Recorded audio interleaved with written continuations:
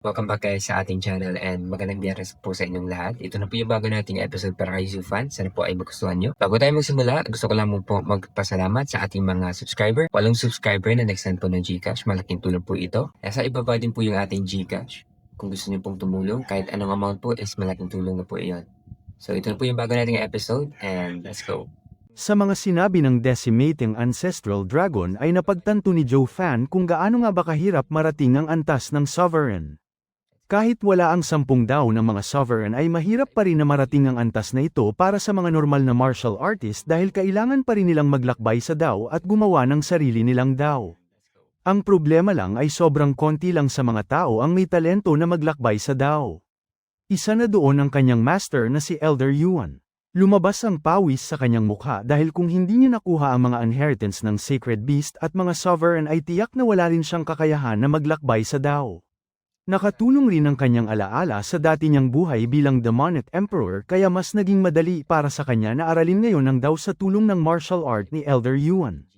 Napansin ng decimating ancestral dragon ang reaksyon ng mukha ni Joe Fan kaya sinabihan niya ito na hindi pa ito ang pinakamahirap na parte. Kung sa tingin niya ang gumawa ng sariling DAO upang maging parte ng 10 sovereign ay mahirap, hindi pa nito alam ang tunay na kapangyarihan ng Heaven and Earth. Para sa kanilang mga sacred beast at kahit na ang 10 sovereign na siyang narating ang antas ng sovereign ay hindi sapat ang ganitong kapangyarihan para makawala sa tadhana nila. Sa tingin niya ay dapat maintindihan ni Joe Fan na ang pinaka-nakakatakot ay ang katotohanan na kahit taglay na nila ang ganitong kapangyarihan ay mga pawn lamang sila sa laro ng Law of Heaven and Earth. Dagdag pa niya na kahit ang 10 daw ng mga sovereign ay sobrang matibay na siyang umiiral sa loob ng maraming milyong taon. May pagkakataon pa rin na baka mapalitan ito ng ibang DAO kapag nawala ang mga may-ari ng mga DAO. Dahil dito ay nagkaroon ng layunin ng bawat isa sa kanila na marating ang mas mataas na realm upang nang sa gayon ay makawala sila sa kontrol ng Heaven and Earth. Dahil sa layunin na ito ay nagkagulo ang balanse ng kapangyarihan at ang 10 sovereign ay isa-isang nawala. Sa kasalukuyan ay tuluyan ang naging magulo ang tadhana dahil lang sa kagustuhan ng mga sovereign na marating ang mas mataas na antas na ito. Ito rin ang dahilan kung bakit pati ang tadhana ni Joe Fan ay kasali sa naapektuhan ng layunin na ito. Naging seryoso si Joe Fan dahil hindi niya matukoy kung ano ang ibig sabihin ng decimating ancestral dragon na naapektuhan ang kanyang tadhana dahil sa gustong gawin ng mga sovereign na marating ang mas mataas na antas. Ipinaliwanag ng decimating ancestral dragon na ang mga tao ay ginagamit ang kanilang utak at puso para maintindihan ang DAO. Ito ang pinakamatinding kakayahan na meron ng mga tao kaya mas mabilis nilang narating ang peak ng kapangyarihan. Habang silang mga sacred beast naman ay nirerespeto ang kapangyarihan kaya para umunlad sila sa antas ng lakas ay kailangan nilang magpatuloy na magpalakas o dagdagan ang kanilang kapangyarihan. Sobrang iba ito sa paraan ng mga tao na pag-cultivate lang gamit ang puso at utak ay kaya na nilang maging malakas. Dahil sa pagkakaiba na ito ay nagdulot ito ng matinding labanan sa pagitan nilang mga sacred beast at ng mga tao mismo tulad ng mga sovereign. Bawat isa sa kanila ay naghahanap ng paraan para lang magkaroon ng pagkakataon na umunlad ang kanilang antas patungo sa antas na higit pa sa sovereign stage. Subalit matapos ang ilang milyong taon ay wala pa rin sa kanila ang nagtagumpay. Ngunit hindi rin ito nagtagal dahil kalaunan ay 2 mismo sa 10 sovereign ang nagkaroon ng pangunawa sa kung paano marating ang antas na ito. Kahit na ang isa sa kanilang 5 sacred beast ay nagkaroon rin ng pangunawa kung paano marating ang antas na ito. Ito ay walang iba kundi ang 2 sa pinakamalakas na sovereign sa sacred domain, ang Heavenly Emperor at ang master ng ating bida na si Nine Serenities. Sa panig naman ng kanilang sacred beast ay si Kung Pang ang nagkaroon ng pangunawa kung paano marating ang higit pa sa antas ng sovereign. Dahil sa chaos flame ni Kung Pang ay may kakayahan siyang patibayin at paunlarin ang kanyang kaluluwa tulad ng mga tao. Sa kasamaang palad ay nagdulot ng malaking problema ang pangunawa na ito lalo't nawalan sila ng kasamahan dahil lang sa ginawa ni Kung Pang. Naging malungkot ang mukha ng decimating ancestral dragon dahil kung hindi nalaman ni Kung Pang ang paraan na iyon ay baka buhay pa sana ngayon ang kanilang kasamahan na si Heaven Sunder ang Phoenix. Subalit sa huli ay naging biktima rin ito ng Heavenly Emperor tulad ng ginawa nito sa kanilang 4 na natitirang sacred beast. Mas lalong nagulat naman ang ating bida nang marinig niya ang sinabi ng decimating ancestral dragon. Hindi niya inakala na ang dahilan pala kung bakit wala na ang Sunder ang Phoenix ay dahil pinatay ito ng Heavenly Emperor. Kaya tinanong niya ang Decimating Ancestral Dragon kung paano ito nangyari. Nagsaad ang Decimating Ancestral Dragon na matagal nang nangyari yun bago pa man sila nakulong sa mundo ng mga tao. Sa katunayan ito nga ang dahilan kung bakit taglay na ngayon ng Heavenly Sovereign ang mapanirang purple lightning sa kanyang mata. Naalala niya na ang mga paraan na naisip ng dalawang sovereign ay sobrang kakaiba sa mga narinig nila. Ang Heavenly Emperor na siyang taglay ang Divine Eye of the Void ay gustong gamitin ang kakayahan na ito para gamitin ang lahat ng kapangyarihan na taglay ng mga kapwa niya sovereign pati na rin ang inheritance ng mga sacred beast. Gamit ang ganitong paraan ay mapagsasama niya ang lahat ng kapangyarihan at siya na ang magiging ruler ng mundo dahil sa taglay niya ang lahat ng Dao at inheritance ng sacred beast. Ang paraan naman ng master ni Joe Fan na si Nine Serenities ay hindi rin nalalayo sa gustong gawin ng kapwa niya sovereign. Gusto nitong alamin ang lahat ng martial art at Dao ng kapwa niya sovereign upang maaral niya ito at maging parte ng kanyang Dao. Ito ang dahilan kung bakit sobrang maraming martial art ang kinuha at inaral ni Nine Serenities na kalaunan ay napunta kay Joe Fan. Ayon sa sinabi nito ay kapag nagamit na niya ang lahat ng mga Dao at martial art ay magbubukas ang bagong antas na hinahangad ng lahat. Nang marinig ito ni Joe Fan ay napagtanto niya na ito nga ang source ng kanyang Heavenly Great Demon Transformation Art. Talagang sayang lang dahil bago pa man ito mabuo ay nawala mismo ang kanyang master na si Nine Serenities sa Sacred Domain. Ito ang dahilan kung bakit hindi ito na-cultivate ng kanyang master. Biglang bumigat ang pressure sa loob ng kulungan at nagsaad ang Decimating Ancestral Dragon na ang dalawang paraan na ito ay mas maayos pa kumpara sa naisip na paraan ng kanyang kasamahan na si Kung Pang. Ang baliw na yun ay gustong kunin ang kanilang mga kapangyarihan para ibalik ito sa kapangyarihan ng Primal Chaos. Galit na sinabi ng Decimating Ancestral Dragon na ayon kay Kung Pang ay mararating niya ang antas na siyang hangad ng lahat kapag ang lahat ng kapangyarihan ng Sacred Beast ay bumalik sa Primal Chaos upang maging isa. Sa ganitong paraan ay siya mismo ang magiging may-ari nito ngunit kapalit nito ang buhay ng apat na Sacred Beast. Naging seryoso si Joe Fan dahil sa katunayan ay ito mismo ang ginawa niya kaya lumabas ang Dark Flame niya noon na atake laban kay Yelin. Siya mismo ay aminado na sobrang mapanira ang ganitong kapangyarihan at halos 4 na inheritance pa lang ang nagamit niya noon dahil wala pa sa kanya ang inheritance ng natitirang Sacred Beast. Ngayon ay hindi lang pala siya ang nakaisip nito, kahit na si Kung Pang ay ito rin ang paraan niya. Alam niya mismo na ang kapangyarihan ng Dark Flame na nabuo niya gamit ang 4 na inheritance ng mga Sacred Beast ay sobrang nakakatakot. Sa tingin niya ay mas malakas pa ito sa mga Sacred Beast kaya pwede ring sabihin na ito nga ang antas na gustong marating ni Kung Pang. Hinawakan ng Decimating Ancestral Dragon ang kanyang mukha at kanyang sinabi na pagkatapos magpakita ng 10 sovereign ay hindi na sila maaaring magpakita ng galit sa mga tao tulad ng dati. Dahil dito ay napilitan rin sila na gawing head ng Sacred Beast si Kung Pang dahil ito lang ang may kakayahan na mag-isip sa kanila tulad ng mga tao. Ang mga Spirit Beast ay sobrang diretsyo kung makipag-usap ngunit ang mga tao ay mga tuso at magaling gumawa ng patibong. Para hindi sila mahulog sa patibong ng mga tao ay si Kung Pang ang ginawa nilang pinuno. Ngunit hindi nila inaasahan ng mga kasamahan niya na ito pala ang pinakamalaking kamalian nilang mga Sacred Beast. Hindi niya inaasahan na dahil sa pagsasanay ni Kung Pang sa Dao gamit ang Chaos Flame nito ay nagkaroon na rin ito ng ugali na parang isang tao. Matapos lang ang ilang daang taon na pakikisalamuhan nito sa mga tao ay naging katulad na rin ng mga ito si Kung Pang. Upang masubukan ang kanyang paraan para marating ang mas mataas na antas ay gumawa si Kung Pang ng bagong formation at tinawag niya itong Heaven-Shaking World-Destroying Formation. Ang formation na ito ay may kakayahan na pagsamahin ang 5 inheritance ng mga Sacred Beast. Pumayag sila na gawin ang formation na ito dahil sinabi ni Kung Pang na ito ay isang malakas na atake na kayang patayin ang 10 sovereign. Ngunit hindi nila inaasahan na para pala ito sa kanilang mga inheritance. Dumaan ang maraming taon na paggamit nila sa formation at nagkaroon ng progreso ito. Mas lalong naging malakas ang kapangyarihan ng 5 inheritance ngunit hindi ito nagsama tulad ng gustong mangyari ni Kung Pang. Kaya kahit na ilang taon ang ginamit nila para magawa ito ay hindi pa rin ito naging matagumpay sa huli. Dahil dito ay mas lalong naging tuso si Kung Pang kaya puwersahan itong sinubukan na kunin ang kapangyarihan ng 4 na Sacred Beast.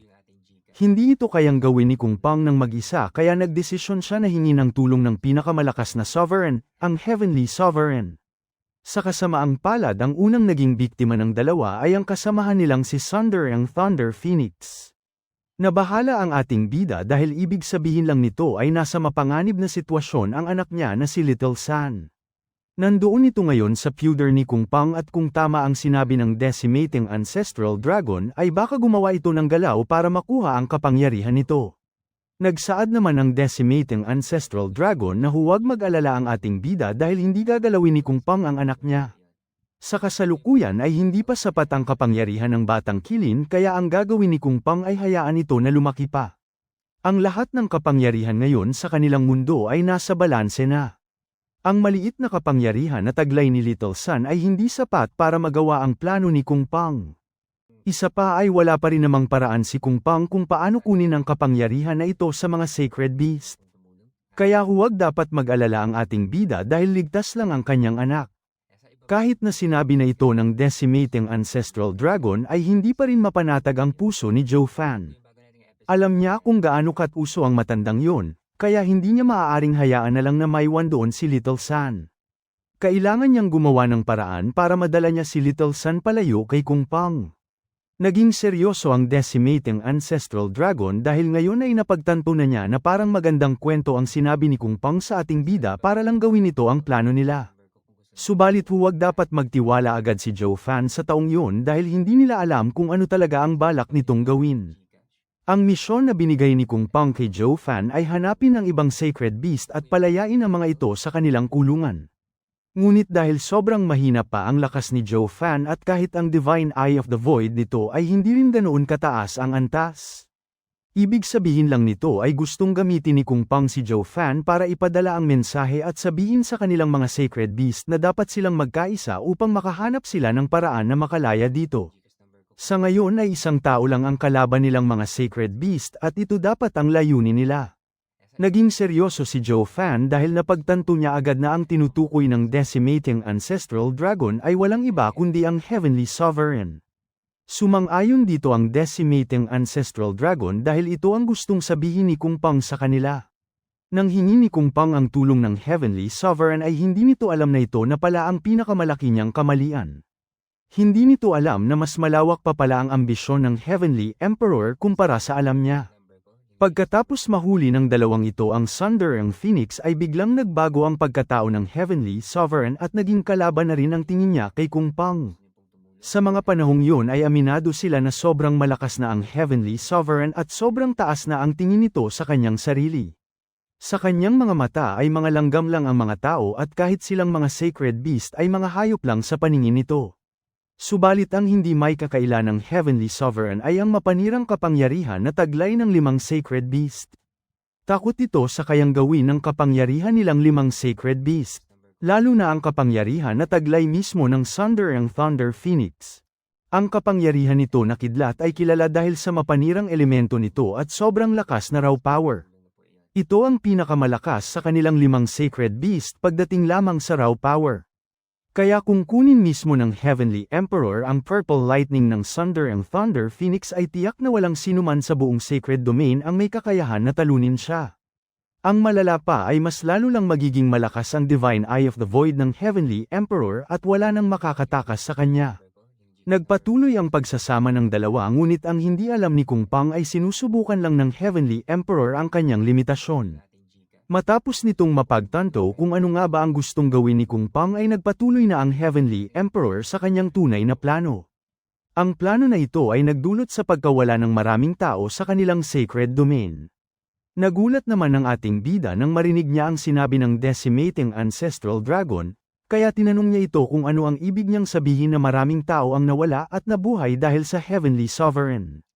Nagsaad ang Decimating Ancestral Dragon na siya mismo ang inheritor ng Divine Eye of the Void kaya sa tingin niya ay may ideya si Joe Fan kung ano ang ibig sabihin nito. Tinanong rin niya ang ating bida kung hindi ba talaga niya alam kung ano ang tunay na kapangyarihan ng kanyang Divine Eye of the Void. Lumaki ang mata ng ating bida at tinanong niya ang Decimating Ancestral Dragon kung ibig sabihin ba nito na kayang gumawa ng bagong mundo ang kanyang Divine Eye of the Void. Nagsaad ang decimating ancestral dragon na ito nga ang pinakamatinding kapangyarihan ng mata na taglay ng ating bida, ito ang plano mismo ng Heavenly Emperor. Ang pagbuo ng bagong mundo tulad ng isang supreme ruler na siyang matagal nang gustong makamit na antas ng Heavenly Emperor. Para sa mga taong nabuo gamit ang kapangyarihan ng Heavenly Emperor ay isa itong malaking kulungan. Para sa paningin nito ay siya ang Diyos at ang mga tao na mabuo niya ay mga langgam na galing sa kanyang enerhiya.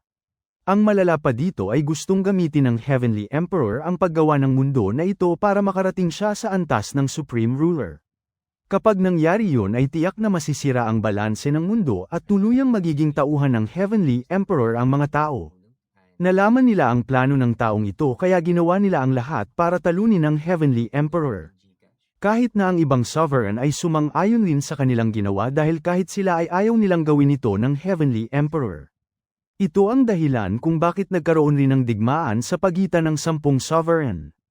Ang laban na ito ay sa pagitan ng grupo ng Heavenly Sovereign laban naman sa grupo ni 9 Serenities.